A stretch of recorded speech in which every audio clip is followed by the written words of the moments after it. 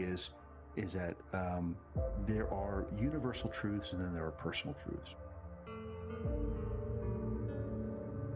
On October 14th, 2017, Luis Daniel Elizondo IV stepped on stage in Seattle, Washington, announcing to the world that the UFO phenomenon was real. It was in this position I learned that the phenomenon is indeed real. Lou would instantly rise to the top of the UFO subculture, being backed by a global media campaign labeling him as a Pentagon UFO whistleblower. Previous to this day, no one outside of the military intelligence community, a few politicians, and a close-knit circle of defense industry contractors had ever heard of the name Lou Elizondo.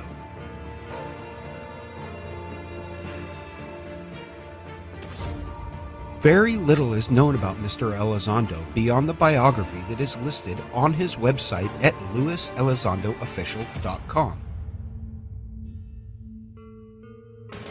There remain to this day some very serious and alarming unanswered questions about Lou, his background, and his claims.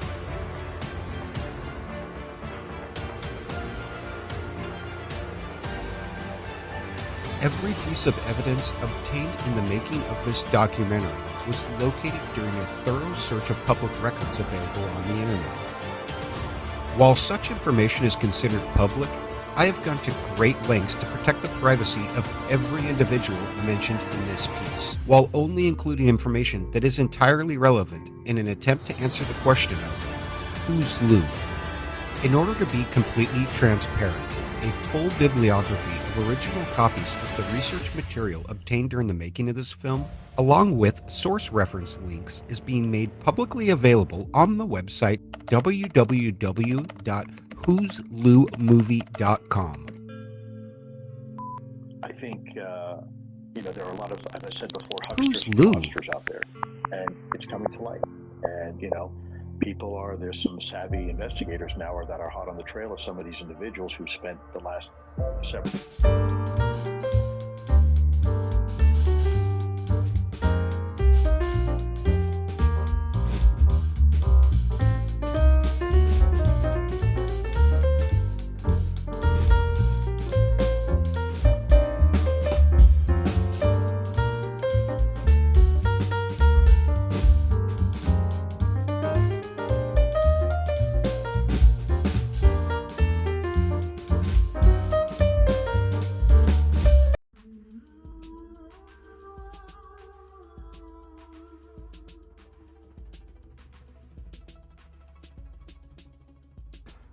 Hello out there, everybody. Manny here at Area 503, and I hope that you all have been well since our last video or live stream or chat or whatever it's been.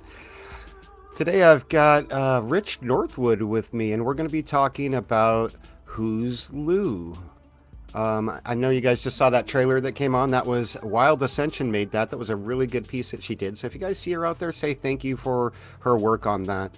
I'm just going to give a quick shout out to everyone that I see in the chat. We'll bring Rich right on out.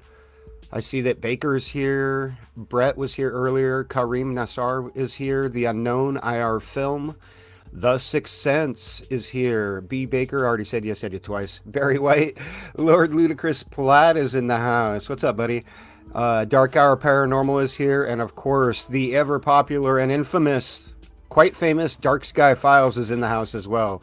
Mr. Barry White's here. Thank you guys all for showing up, and anyone who's catching this on the replay, thanks for coming by and watching this on the replay as well.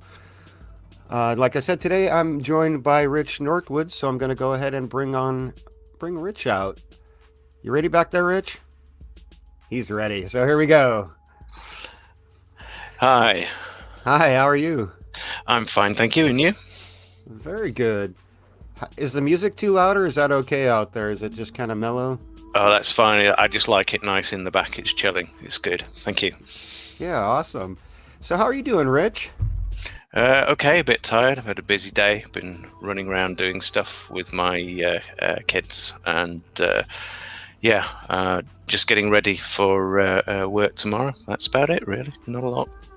Well, thanks for joining me. I know it's late there, and like you said, you got work in the morning, and I appreciate you trying to accommodate the schedules here. We're on the other side of the world from each other, so it's great that we can even meet together and talk face to face. Let's see. Why don't you tell the audience kind of what your background is? Like, we talked a little bit, but you said like you know, like your experience or background, or what got you interested in ufology. I don't really have much in terms of experience. I was a very young age interested in books. My parents had Eric von Daniken's Chariots of the Gods lying around. I think that's the inroad in it, and it's always been fascinated by the subject.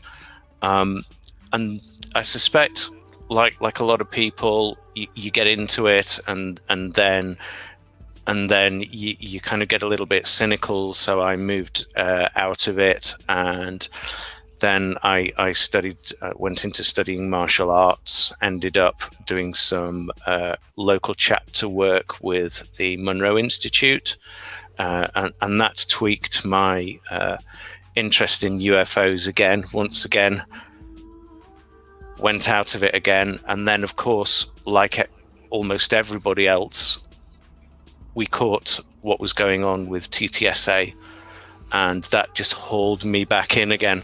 And I've been fascinated ever since, to be honest. And it seems that the rabbit hole's twice as deep, twice as wide, and with 10 times the disagreement that there is going on.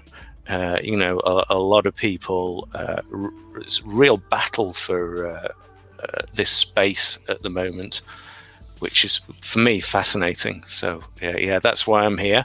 I hear you've got a voice on this. We met on Ollie's show, and I'm fascinated to hear more about what your research has been like, and the story that you have to tell about it.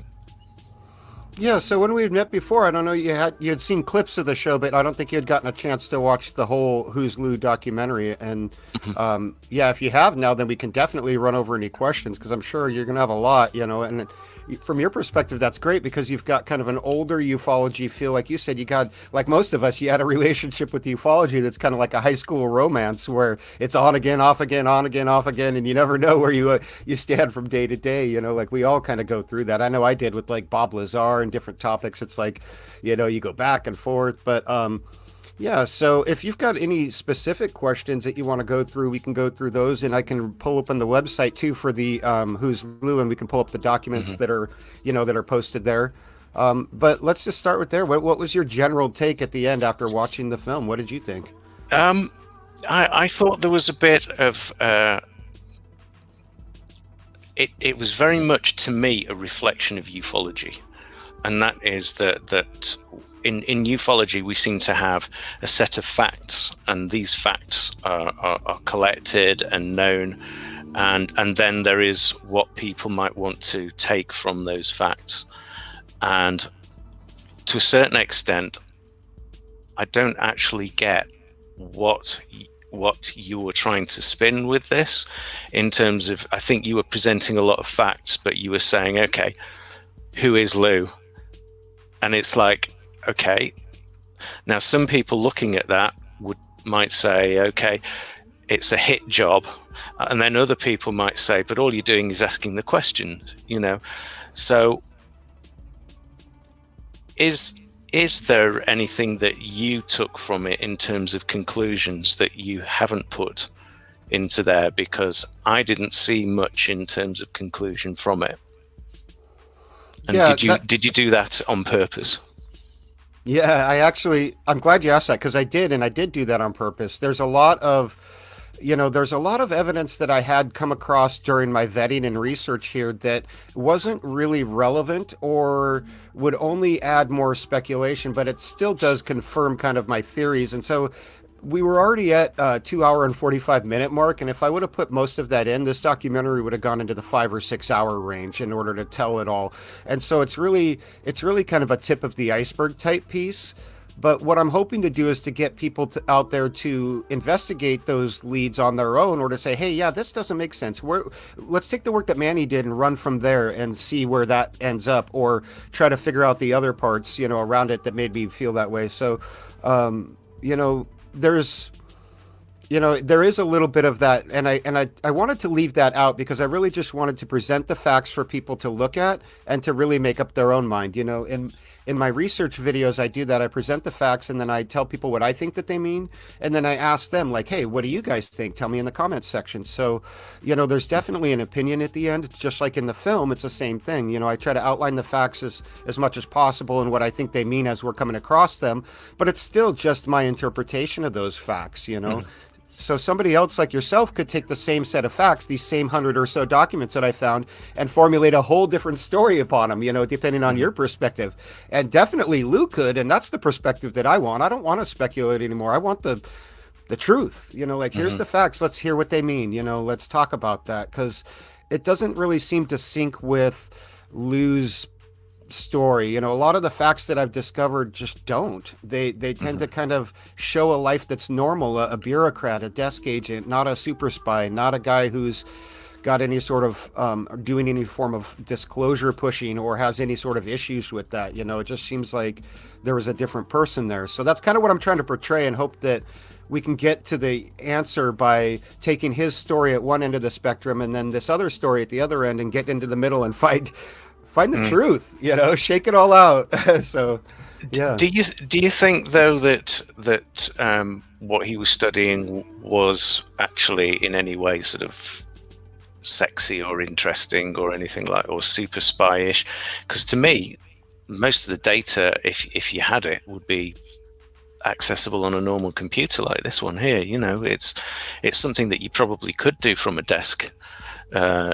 To a certain extent, in fact, traveling would be quite impractical, wouldn't it? A lot of the time.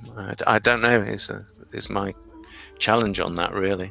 So as far as Lou goes, yeah, it seems like the position at ATIP was mostly a desk type position, because you could access, like you just pointed out, all of the records on your computer. And to further that kind of hypothesis, Alex Dietrich, who was one of the Nimitz pilots, I believe she said in 2009 or 2010 that she had gotten a phone call from Lou when he was reinvestigating that. So he didn't fly out to wherever she was at and, drop on the carrier. He called her on the phone, which makes perfect sense. Like you said, why would you do any of these other things when you don't need to, if you can just do it remotely? Yeah, and I mean, Harry Reid was quite interesting, because I think he said that ATIP, was it something like $12 million that it had as a budget? I think it was 22 from OSAP. Sorry, 22 from OSAP, and then that's not a lot of money. No, and all of that money things like that went straight to Bass in a no-bid contract for those reports that they put out about the traversable wormholes and the invisibility cloaking and that stuff. I think there was maybe 12 or 14 reports that we got for that $22 million. So any other funding that ATIP had was kind of off the books. And even that money wasn't really ATIP money. That's why some people say it had 22 million and other people say it had no funding, is because that money was actually earmarked for OSAP and was then funneled to ATIP. So there's more confusion there. And I've said this a few times around ATIP specifically. When we're talking about it, we need to talk about the official ATIP that was supposed to be doing one thing, that was mandated by the Secretary of Defense to do one thing, and then the unofficial one, which is what it actually was, which is what Elizondo and Mellon and Reid have portrayed. So you got to kind of, we got to have real, and then, I don't know, you just got to differentiate the two, because that's where everybody gets confused, because half of the people are talking about one and half the people are talking about the other. Absolutely. And this is fascinating, you see, because the whole role of somebody that's in, it's not disinformation, what's it called? It's counterintelligence or misinformation? Counterintelligence, that's it. So someone in counterintelligence, it's their job to disguise what you're actually doing. So in theory, did they bring Lou in to disguise the purpose of ATIP from the rest of the military? And did he do too good a job? It certainly sounded like it when Susan Goff was replying about what ATIP was for and who Elizondo was. That might have been the official line at the time, you know. Did he do a too good a job then, you know, compartmentalizing and splitting it all up? That's definitely a possibility. You know, he's good at his job. You know, he definitely is. And I have a profound respect for this guy for his chess game, so to speak. You know, like he's incredibly intelligent in what he does. And, you know, you've got to give respect to people for that. But like at ATIP, I think, I'm not sure if that's really what was going on there. If he hit it too much, or if it's just that, like we were talking about before, they were doing their own thing with it off the books. And so when Goff was commenting, she was commenting about the official ATIP, whereas when Lou's talking, he's talking about the other ATIP.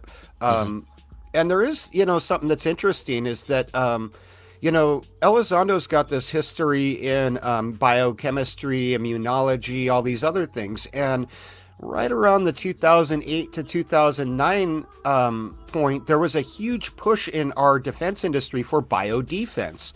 And so it makes sense that he would have been drafted as a military member who's got these college degrees in that field and also has some form of higher clearance, that he would have been brought into that program to, you know, be a liaison between our private sector biodefense and our, you know, DoD biodefense. So I tend to think that that's what he was doing at the time that he was at ATIP, is that he was officially assigned to something in the biodefense, you know, area, but that he was volunteering over at ATIP. And he's even said that, you know, that somebody had come up to him and you know, two guys had come up to him and said, "Hey, what do you think about UFOs?" And he says, "I don't." And they're like, "Okay, we need your help on this project." And it's because he had this counterintelligence experience. They needed some kind of, for some reason, they needed some kind of counterintelligence experience in there, or, you know, he volunteered to help out there with his skills. And so I imagine that type of stuff happens all the time at the Pentagon behind closed doors. You know, they're probably like, "Hey, you've got the clearance. Can you help me out for a day or two over here?"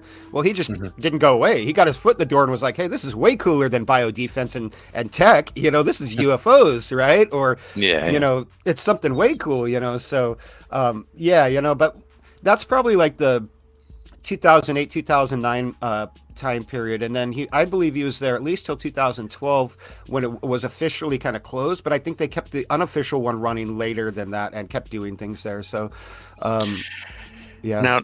Now the fascinating thing you were talking about was that you were saying that they might not be quite right in terms of the timing of Lou going over to TTSA.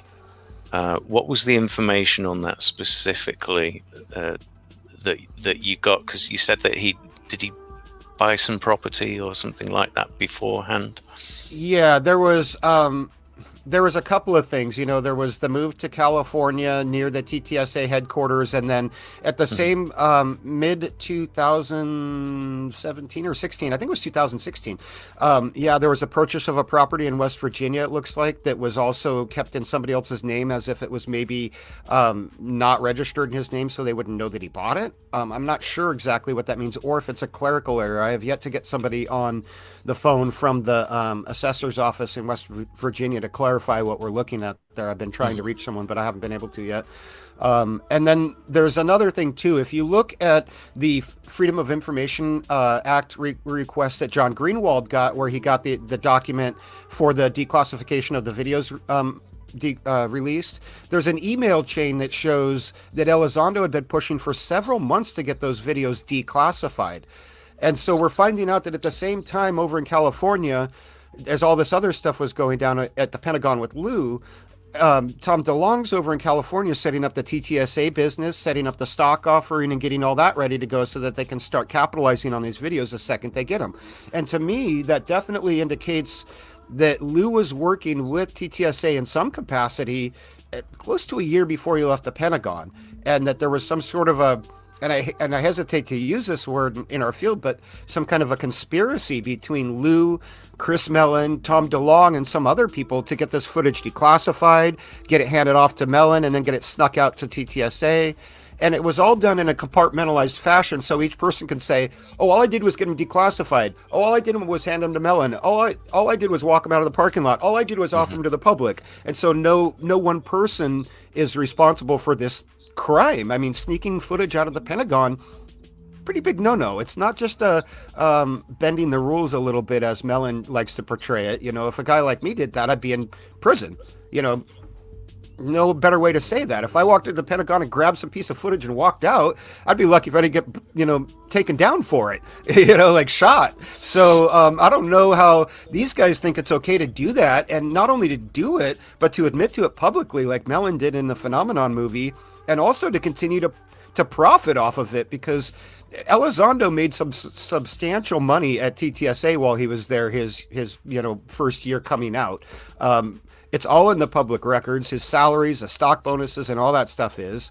And we know that as a non-commissioned officer at the Pentagon, he probably wasn't making that much money before he left. So there's a huge financial incentive there, not only for Elizondo, but for everybody else. And I don't think that was his primary intent, but it was basically a cherry on top. You know, like, if you're going to get someone to do something, why not grease the wheels with I don't know, $1 million or something? It just makes it easier to get them to do what you want, you know? So there's definitely that interest in it too. But yeah, I see we got some more people here. I'm just going to give them a quick shout out. So people who have joined us a little late. Looks like Dr. Z is here. First Floor Audio. Lee G is in the house. First Floor Audio, that's where I go and hang out on every Saturday when I get the chance. I love his jam sessions in his music studio. Sunraiser Homesteader is here. I saw Dark Hour Paranormal came by earlier. Probably had to go. He might have a show today. Elena's here. Hi, Elena. IR Film. A bunch of other people have popped in too. If I missed anybody, my mistake. It's not on purpose. Sixth Sense had asked Rich if you've got a web page or a Twitter or something that you want me to put into the link for people to find, so we can. Do you have some kind of social media? No, I'm just a fan. Oh, that's perfect. All. Just yeah. Well, so he's got nothing to promote, but Rich is just a fan, and he likes to talk to people and get both sides of the story. So that's good. Absolutely. I'm very often on Alien Addict's channel. So just watch out. He drags me in when he wants somebody to bounce ideas off and things like that. Yeah. So we can find you on Alien Addict, which is you'll find me over there every chance I get to. I love hanging out with Ollie and Lee and everybody over there. It's so much fun, man. You've never had a bad time on that show. So check him out on Alien Addict, Sixth Sense. Everybody else, if you want to find Rich, you can find him over there. But for today, we're talking Who's Lue, and we were just going along, talking about ATIP and some other things. So I don't know if I answered your question about that whole thing, but I think that's why the moves and the property and all that stuff are really important, because to me in the public record, it shows enough, as I say, probable cause to show that there was something going on between this group of people, for at least a year or so. And that's as Lou would say, that's problematic. We should investigate that, Well, is it? Because does this point to the fact that there's more people actually doing this than just these 3 or 4 actors? Yes, Rich, I firmly believe that there are. Yeah, I firmly believe that these 3 or 4 people could not get as far into this as they have if they didn't have some kind of backing. And that's where this thing gets really interesting, because you've got all these different players who are doing it for their own various reasons. Elizondo's reason's not the same as Mellon, is not the same as DeLong. They all have different agendas. So does Hal Putoff, so does Jim Sebevad, but they're all also working kind of towards a common goal, and that's kind of where it gets scary, because I hate to say it again, but we're talking conspiracy. We're talking, where does that go? Does it keep going all the way on to the defense industry? Does it go past our defense industry to our allies' defense industry?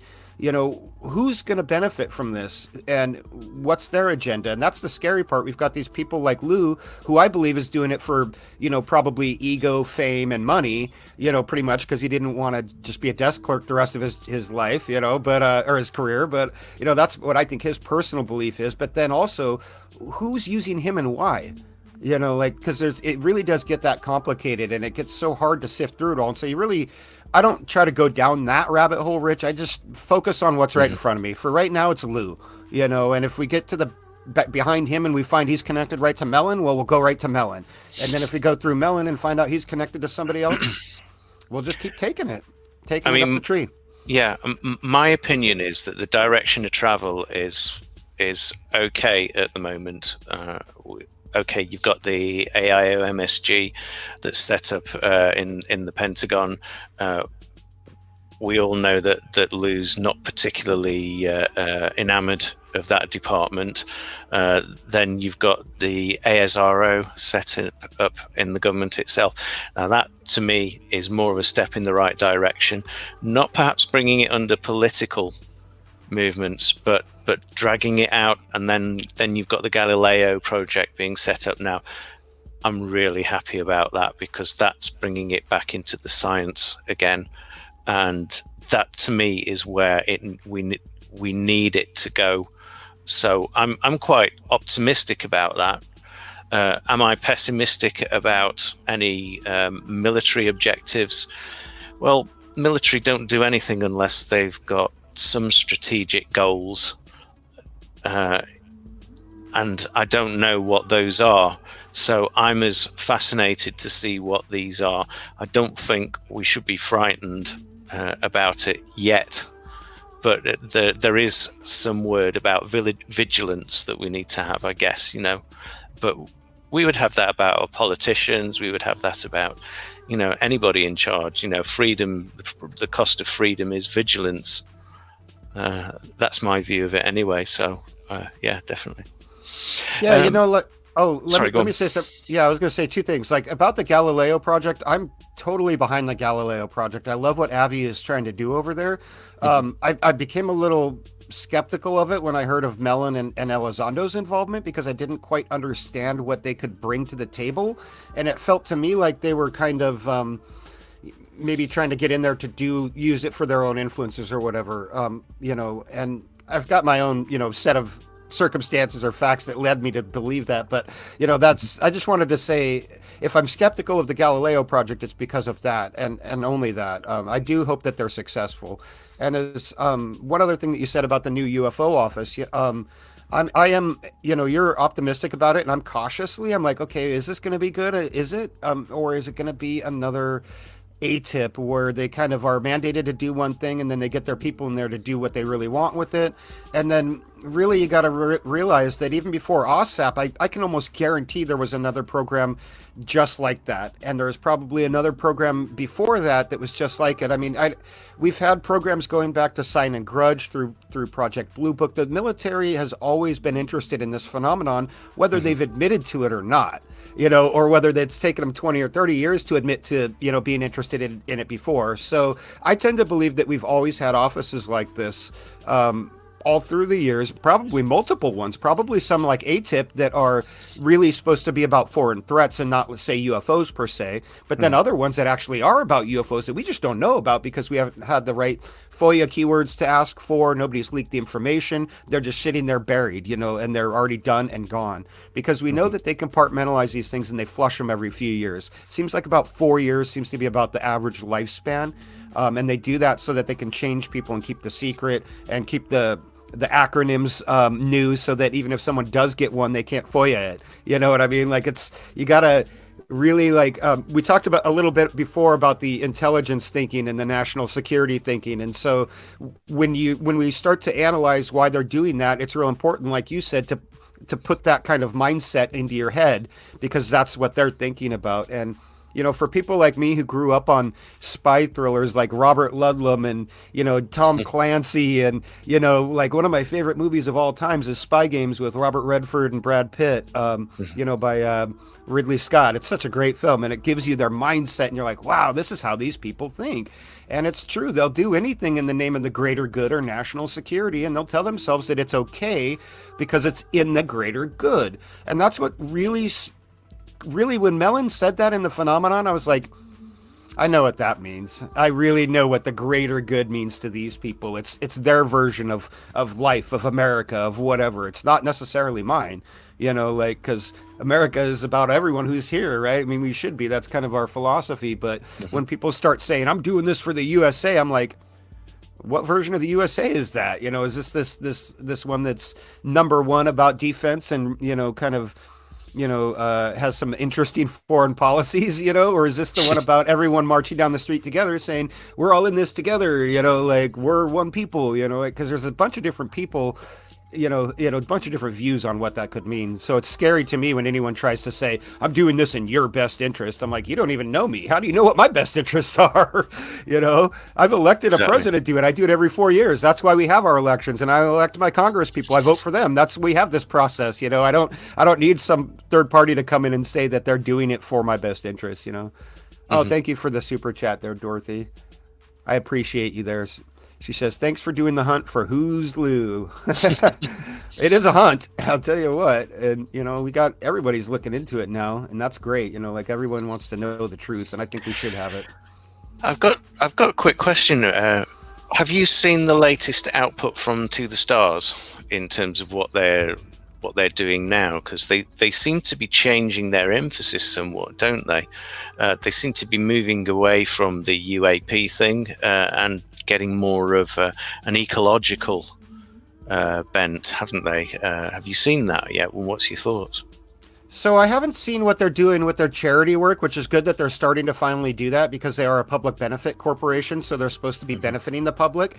In the TTSA breakdown that I put, I did like a 3-hour live stream on it. I went through some of their corporate filings, and it shows that for the first few years, the company was set up to pretty much only benefit Tom DeLonge and all the board members.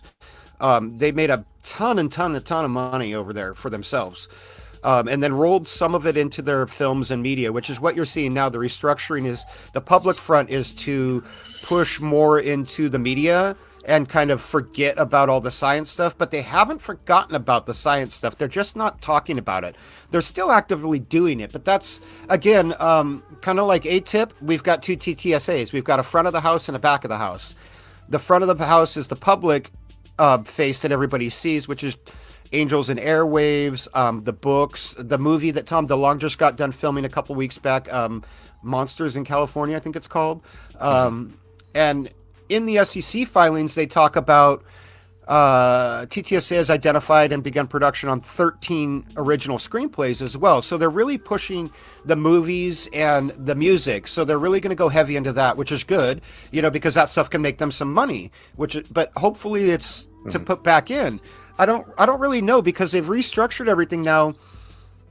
Everything now is structured under To the Stars. It's not, which was a company Tom DeLonge started by himself in 2009. So when they did this reshift or this rebranding recently, they took all of the To the Stars Academy information off. There's no more SEC filings.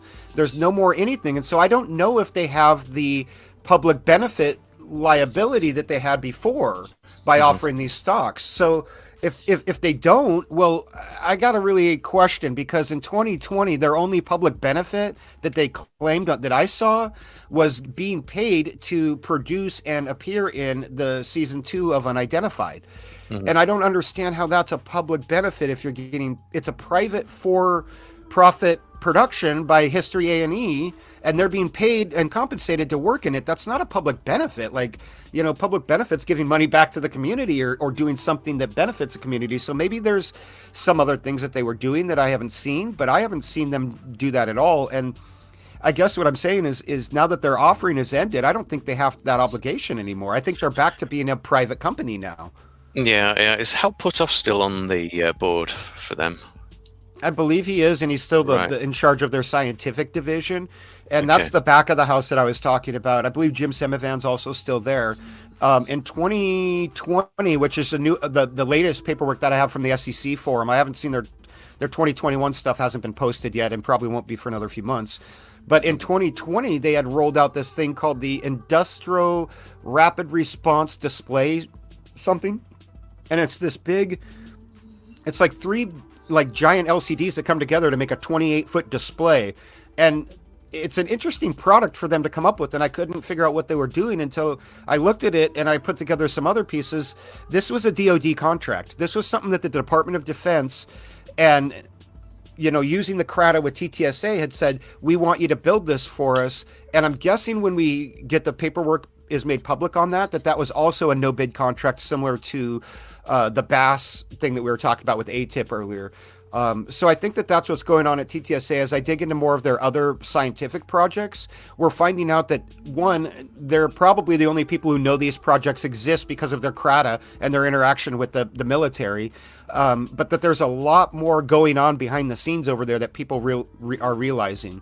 And it's, like I said, it was all in the SEC filing, so I have to wonder why people aren't, asking about this stuff, other than nobody's raised a red flag about it, or if they do, it's people like me that people just don't really listen to. They're like, well, yeah, Manny's got some good points, but he's only got 2,000 subscribers. Who cares what he thinks? And so it's not, this goes to a bigger thing. This kind of goes to the whole UFO thing and the whole mainstream media thing that we're seeing everywhere, is that the media is turning a blind eye to the truth in lieu of a flashy story or clicks or views and, money. And it's really scary, man. Like, I think distrust in the mainstream media, at least from where I'm coming from, has never been at a all-time low any more than it is today. Like there's a reason that people like me feel the need to go out and research this stuff, because I'm not getting the straight story. Jackie says, hey, Manny, nearly missed the show. I know I'm late. Do this more often for the UK. I know this is a good time for you all. We'll have to do this more often. Jackie's over there in the UK as well. And because of our time differences, I'm a night owl. I'm not a morning person, so I'm always up late. But maybe that could work too. Maybe I can just run a back-to-back and catch you all in the morning sometime. But thanks for coming by, Jackie. And there's some other people I saw out there. Travis was here, and Cousin Rob, thank you guys for coming by. That means a lot to me. Akashi, Chris is here. Helen is here. A bunch of other people, if I missed you. Gorilla Gamer, James Clark. Thanks for coming by, everybody. And again, everyone who's following this on the replay, thanks for coming by. I've got Rich Northwood here with me, and we're talking Who's Lou, and we're just kind of rolling into all things ufology, too. This is going to be a good one. So, yeah. So, yeah, like I was saying about TTSA, there's a lot more going on there, and I'm planning a follow-up kind of live stream I'm going to be doing with Stephen Cambion, where I'm getting all the research and the different documents together to kind of tell the story there, and we'll try to do it in a cohesive way in about 2 or 3 hours, from start to finish.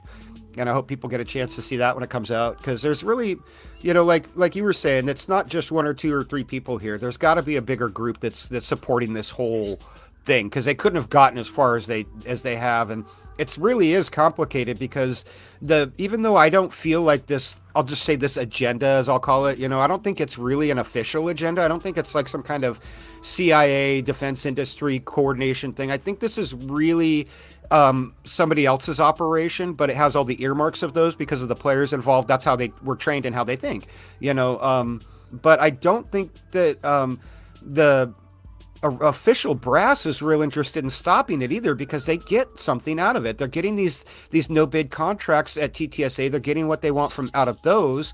Plus, let's just face it. Let's just say that hypothetically speaking, everything Elizondo says is misinformation. The DOD has a lot to gain from that. They've been trying to give us misinformation about disclosure for years. I mean, since the 40s. They really have been. So he's really doing their job for him. So they have a reason to kind of turn a blind eye to him, as long as he's not rocking their boat too much, which is what you'll see. He doesn't want to go. He's not going right up into the head-to-head with the brass at the Pentagon. He's doing these little sideways jabs in them and trying to do these little things. And every time they look at him and they're like, okay, well, 2 or 3 times, Lou, but on the 4th time, we're going to squish you. And he knows how far he can push them. Like he worked there for 22 years. I mean, there's nobody, it's like, he's got to know how to push their buttons, so at least those are my thoughts on all that. I do think you're right in terms of some of the rhetoric that he's come out with.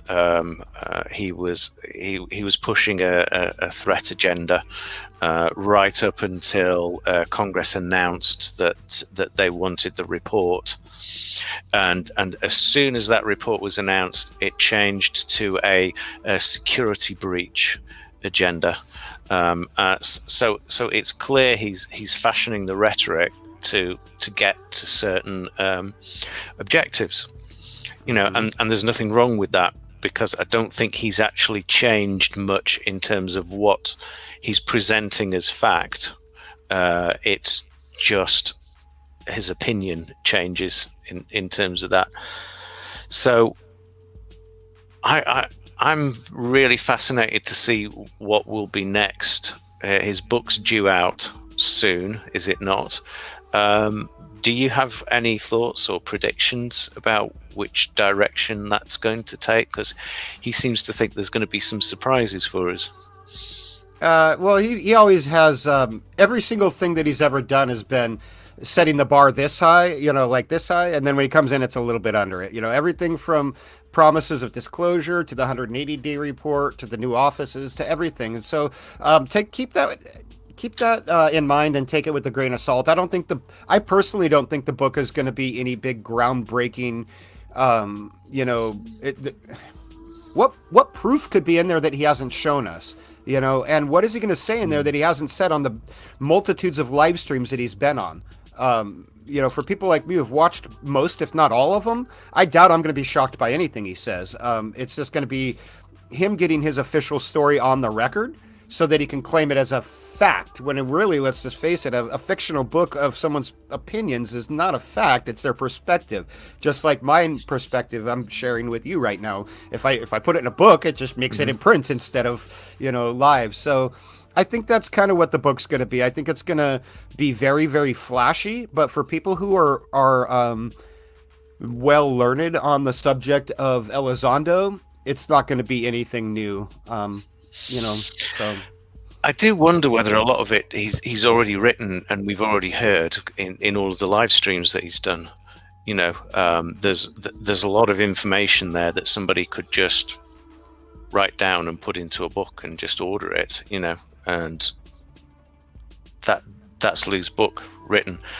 It seems that he's got so much on. I'm not sure I'd be able to write a book, architect disclosure, deal with all of the people that he's meant to be dealing with, and do all the live streams as well.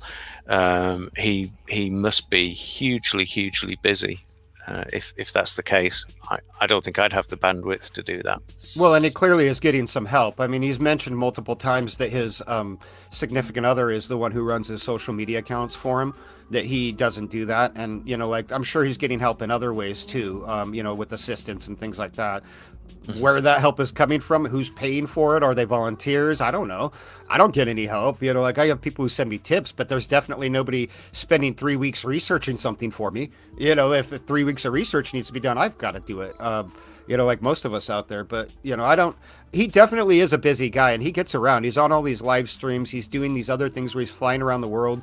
He's also in Washington lobbying, nonstop too. So I don't know, maybe there's 3 Elizondos out there. Maybe he's got a few clones that can be in 3 places at once. I don't know, man. Maybe he could teach us some of those tricks, because I'd like to be able to do my dishes and work on a video at the same time, so we don't all get to, we all have chores and things to do, but you get what I'm saying. Like, he is a busy beaver, and he's definitely in his element. I think this is what he does best. He loves that high profile grind, high pressure.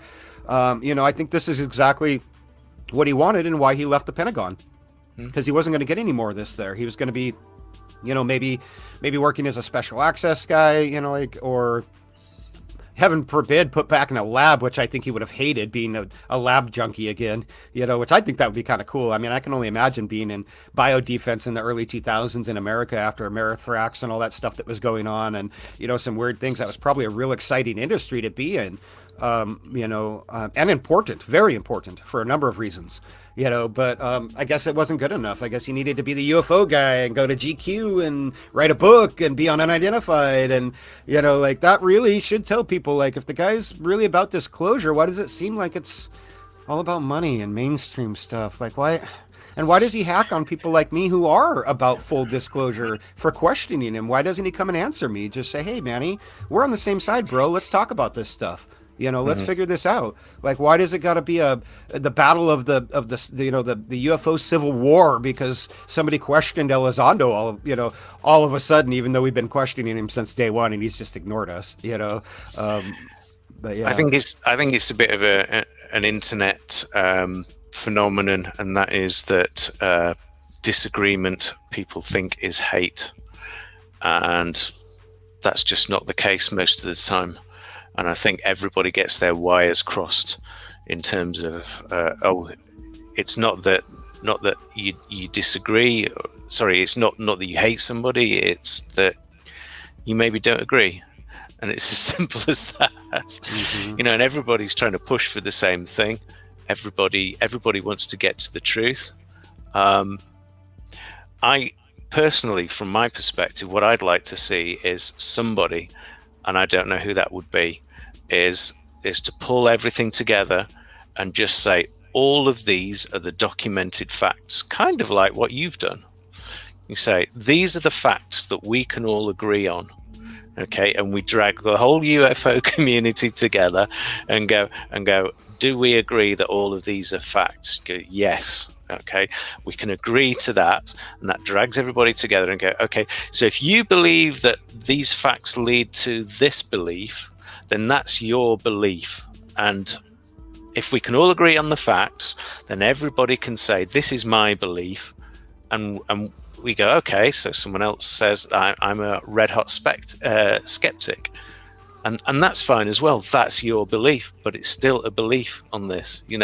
Whether you believe they're one thing, or whether they're interdimension, or whether they're shadow people, or whether they're from the future, or all these other things that people have got, or whether somebody believes it's a big military conspiracy, or whether somebody believes it's the Chinese or the Russians or something like that. Fantastic. It's all a belief. But as long as we can get the facts together and agree on the facts, that would unite a lot of people, I think, Yeah, and that is important to get them all in one place. Go ahead, sorry. And you have done that. You have done that by starting to collect some facts, and maybe what's got you into a bit of hate, and that's not the wrong word, it's disagreement, but people think it's hate.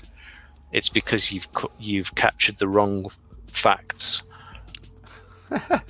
Well, there's plenty of people out there capturing the other facts, if you know what I mean. If you go to UFO Joe Murgia's webpage, it's a great rundown of everything Elizondo's done from day one, and that whole agenda, as I put it. It's all right there, and there's more than enough people on the other side heralding it and protecting it and even defending it to the degree of attacking, So, there's been one side of the story for so long. Let's get the other side out there, and let's just talk about it. I think people are kind of tired of the bullying. Everyone's seen what's going on when people raise questions, not just yourself, but other people are just like, wait a minute, this ain't right. We got to have the opposite side of the coin, if this story is legitimate. As Stan Friedman would say, we need to thoroughly investigate it if we're going to accept that this is real. And we haven't done that with Elizondo. It's been take my word from day one, and then he uses the fact that nobody confronted him on it to build on his word as being fact from that point, and just keeps building onto it.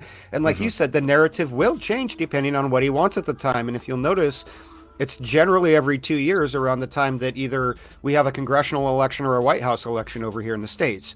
And that tells us everything we need to know about the big players behind it, because we know which industries follow that budget is the defense industry, the private sector that basically has them as their main customer. So, we can get some tips if we look, but I'd really just like to sit down with Lou. That's the number one thing. Like when this movie came out, within 72 hours, he was on a small stream, like attacking me and telling these people that like, hey, we need to go get karma for this and riling people up and stuff. And I don't think, unfortunately for Lou, I think he made that live stream appearance without actually watching my film. And I think he kind of took somebody else's characterization for what it was and responded as if that was true. And he probably regrets that. He probably, thinks maybe I should have watched this piece first before trying to tell everyone it's a hit piece and an attack on my family and blah, blah, blah, blah, blah, and it's full of errors. It's like, well, it really isn't. There's only one factual error that I found so far. And the other one was left up to Lou's word, but we can't confirm it because we can't get the documentation as to when he was married, because that doesn't seem to be anywhere. Nobody seems to have it. I've tried to order it from 3 different places in his state, and I've even, again, put in phone calls to the office that holds that record and haven't gotten follow-up back from them. So, we've got a lot of Lou's word here, not a lot of evidence. And I'm really hoping his book has something in it, some kind of document he hasn't shown us, a full DD-214, something that actually shows an actual U.S. government document that proves that ATIP was about UFOs and not about advanced aerial threats like all the stuff we've seen. something like that. I really do hope, but I'm not going to hold my breath. I will read it when it comes out, though. You bet your butt I'm going to get my hands on a copy right away and go through it. Oh yeah. I'm looking forward to it, because it's the whole subject. Regardless, even the biggest hucksters are still fascinating. Absolutely. I'm a sucker for any kind of story. Good or bad, you can learn something from it, something from yourself. If somebody suckers you, you go, oh, okay. I've got to learn. If you're wise, you'll learn from it, so they don't sucker you again, right? Like, I mean, that's part of life, is experiencing things and learning from them and growing. Yeah, definitely. So yeah, and there's always hucksters out there, as you say. Like, our field, ufology, because it's full of people that want to believe, is a prime candidate. It's a prime candidate for people who want to mislead, because they know that it's easy. Tom DeLonge probably wasn't very hard to get on board, with this TTSA thing, when he had Chris Mellon and Luis Elizondo sitting on his couch saying, we're going to make you an insider. And he's like, yes, I've been begging for this since day one. I've been trying to get a hold of Podesta back in 2000, whatever, I've been trying to be an insider since day one. And that's what they do. They pick people who they know are going to want to believe. They're easy to convince because they're already halfway there. They're just looking for a little bit of proof to justify it. And so our field needs to be careful because of that. Yeah, I often wonder whether all of this is because it is a game of misdirection. Whether we are the fringe people that look for hidden things in our reality. Whether we're being sucked to look at this to avoid looking somewhere else. Yeah, the misdirection. I just wonder. Yeah. Whether this is a big misdirection. I hope not, because it fascinates me. But yeah, we were talking about it a little bit earlier, where I said the DoD has an interest in allowing them to do this because it gets their misinformation out there. And, everyone around the world is believing it, not just the American citizens, but, like, if Lue is misinforming, let's say, what is he doing over in Italy, where he's pushing over there for the disclosure movement? What's going on where he's doing this congressional thing, and why are they letting him? Because they don't care. They already know that there's going to be an office of some kind, whether it's ATIP or the AOI, whatever. I don't even bother memorizing the acronyms anymore because they're just going to change in 2 days. But I don't think the DoD really cares. And if they did, they would stop him. They could yank his security clearance in a heartbeat if they wanted to. There's a reason they let him do that. And it's because he's kind of friendly with them still, and he's got some friends there still. And I did mention that in the film where I talked about the Pentagon beheadings that was going on at the end of the presidential term there. That left a big power vacuum, and who knows who those people were. They might have been, some of those people who got put into place there might have been sympathetic for this to this cause here. So that's something to keep in mind too. It might not be the official brass, but there is still some power there. The political landscape changed enormously at the end of 2016, didn't it? When Trump came in, I think that wasn't part of the script. I think the script was meant to be that Clinton was meant to win that, and she was going to start. I mean, she'd already primed with Jimmy Kimmel, didn't she? She was talking about UAP before it became a buzzword amongst 2015, I think she did that, or 16. Yeah, she was on Jimmy Kimmel. Yeah, so she was warming the public up, and I'm pretty sure she was meant to be doing that. And I do wonder whether TTSA was set up as a parachute to get this plan out. B, kind of, maybe. Yeah. So Podesta was also doing a lot with Tom DeLonge, wasn't he? Before he lost to, he left the White House, didn't he? And yeah, so, and he was. So you're right. He was. Podesta had that connection with DeLong, and in fact, I think it was a week before TTSA, before the TTSA press release with Elizondo, Podesta even tweeted about it and was like, "Hey, go check out this cool new thing over at TTSA. Something big's happening, you know." So, and I'm glad you brought that up because it really is a bipartisan movement because the defense industry lobbies both sides because they don't know who's going to win. They always try to hedge their bets one way or the other. Like you said, they may have wanted Hillary to win, or they may have, and then had a plan B in case that didn't happen, you know. But you know, and I'm not sure about that. I don't know if Hillary would have let us out of the international missile treaty with Russia like Trump did. And I tend to think that there might have been another treaty that people were counting on Trump letting us out of had he had gotten reelected. But, I mean, it doesn't really matter. It's still politics. It doesn't matter which side it is. You know how they are. They play both sides. Well, I don't necessarily think this was about Republicans and Democrats. I think what this was about was Trump bringing in a very unorthodox and set of people to run things, and maybe it was just that upset the apple cart rather than any particular political affiliations. Because I would think that the defense industry knows how to lobby both sides equally as effectively. You know, yeah. If they want to put up a satellite in space, they'll tell the Republicans it's for business opportunities and things like that, and they'll tell the Democrats it's to save the planet. You know, it's to save the planet, exactly. You know, you get how it works, and they play both sides, and I think they definitely have their favorites. You know, like they're going to say, hey, we want more of one or the other, like, you know, but that's just so that they can, you know, they can get the big stuff, you know, like getting let out of missile treaties, or, you know, the Outer Space Treaty of '67 or something like that. We don't know what they were going to do or what they're going to do now. We just got to keep an eye on it and focus with what's right in front of us. And for now, like we talked about, it's just Lue and those guys. Yeah, we're coming up on the hour, and we wanted to kind of wrap it up there because Unidentified S4's got Michael Schratt on here in about 5 minutes, and I put that link in the chat. Yeah, it's still pinned to the top. But if you've got anything you want to get, you know, questions you want to ask before the end, go ahead and get them out now, and I'll ask the chat. If you have any questions for me or Rich, go ahead and place them in the chat right now. Put them in caps so we see them, and we'll take it from there. But we only got about 4 more minutes, and then we're going to head on over to Unidentified S4 and go listen to Michael Schratt, see what they're going to talk about. Oh, no, not much, though. Yeah. Everyone just says hi. Oh, look, Jackie says it's good to see you, Rich. Hi, Jackie. Brian L is here. Dorothy Hawkins, I saw that earlier. Sid Vitch. We got all kinds of people that popped in that looked like we hit 60-something people, which is good for YouTube because it stops promoting me at 50 people, and so people have to kind of manually come in, and it won't flash the thumbnail up to anyone after 50. Right. Mr. Bubbles. Well, you know what? Maybe we should head out of here then. You want to go over to Unidentified S4 and watch Michael Schratt with me, Rich? Yeah, I might do that. I don't know that. Do you have the link? Or is it just search Unidentified S4? Yeah. That's fine. Yeah, I put it in the chat right there in the YouTube chat, and it's pinned in the comments there. I'll put it in the private chat here for you too, so you can see that on StreamYard. Brilliant.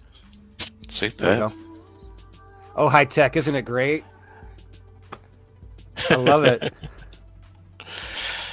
Well, thank you for having me on, Manny. It's been fascinating. I could talk for hours, particularly about some of the broader issues that it brings up. But you've given me a really nice introduction into it. I just wanted to get your opinion and where you were coming from, because I thought that the video, it presented the facts, and there was some juxtapositions with your facts against what Lue was saying, and you left people to bring their own minds up. So I'm glad to hear that your head seems to be in the right place for me. Yeah, and anytime you want to talk about this, you've got my email, or email me, or as we bump into each other, I'm more than willing to talk with anybody out there and answer questions about the film, especially critics. I don't mind critics. I'm not saying you're a critic, but I mean there's some pretty harsh critics in my work out there, and I would love for them to come on the show and have a real conversation about it. If it's not just that hate where it's like, oh, you suck, Manny, like let's have a real talk, like even if I really do want to hear, especially if people have documents and evidence that kind of counters mine. That's what I'm interested in, not necessarily arguments, but counter evidence, something that I haven't seen. So hopefully we'll get one of those one day. Hopefully it'll be Lou one of these days, who will come and answer the questions, because he's really the only one who has the answers is him. The rest of us are speculating. So yeah. Let's keep the dialogue open. So shutting people down, calling people names, that doesn't work anymore, people, because these names have lost their power now. People use them too often, and it's now got to be about the facts and the argument. Yeah, definitely. Absolutely. I couldn't have said it better myself, so I won't. All right, I'm going to kick you to the back, and I'll be back there in just 1 second, and we'll say goodbye real quick. Oh, sorry, I cut him off there. He was waving and saying goodbye to everybody. Sorry, Rich. I didn't mean to click you off there. Thank you, everybody, for coming by. Thanks, Rich Northwood, for coming by and having an amazing conversation that was very calm and mellow. I love these kind of talks. We get stuff, we work through things quickly and can get to multiple things and not just hang on one point. It was amazing. Thank you to everybody who's been here in the chat that's come by, and everybody who's been supportive through this. We're not done yet, and we're going to get to the answer to some of these questions. We're just going to keep on asking the question, who's Lou, until we get the answer. If you guys aren't out there on Twitter yet, go on out and join up to Twitter. You can do it for free, and you can follow me for free, and you can retweet my tweets for free, and it'll only take a little bit of your time, and it'll really help get some attention drawn to this subject, because I don't think that Elizondo is going to come and talk to me unless he really has some pressure to do so. Thank you all. God bless. Be safe. Take care of one another, and head on over to Unidentified S4 to go see what they're doing with Michael Schratt. I'm going to post the link one more time. If you didn't get it, if you're not going to be there, well, boo on you then. Boo. No, I'm just kidding. All right. Stay well, people.